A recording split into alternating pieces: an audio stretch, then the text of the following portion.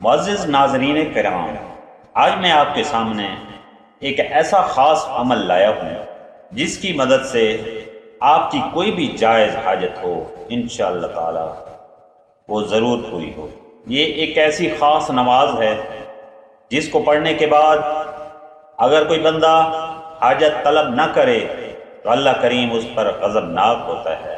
اس نماز کی آیت اللہ شیخ تقی باجت رحمۃ اللہ علیہ اور آیت اللہ مرتضی کشمیری رحمۃ اللہ علیہ نے خود تاکید فرمائی ہے۔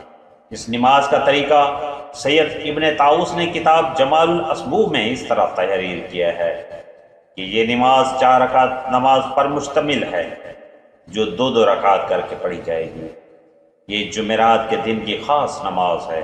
اس کی پہلی رکعت میں سورۃ الحمد کے بعد 11 مرتبہ سورۃ توحید، دوسری رکعت میں سورۃ الحمد کے بعد 21 مرتبہ سورۃ توحید، تیسری رکعت میں الحمد کے بعد 31 مرتبہ سورۃ توحید اور چوتھی رکعت میں سورۃ الحمد کے بعد 41 مرتبہ سورۃ توحید پڑھنی ہے۔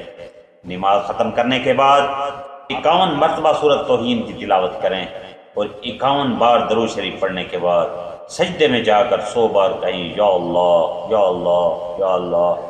اللہ سے جو بھی دعا مانگیں گے انشاءاللہ تعالیٰ قبول ہوگی، ہر حاجت قبول ہوگی۔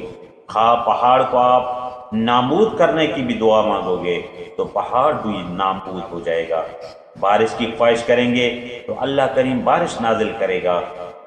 اس نماز کو پڑھنے کے بعد انسان اور اللہ کے درمیان میں کوئی پردہ حائل نہیں رہتا اور انسان جو بھی حاجت طلب کرتا ہے وہ باہر گائے خداوندی میں قبولیت کے درجے پر پہنچ جاتی ہے۔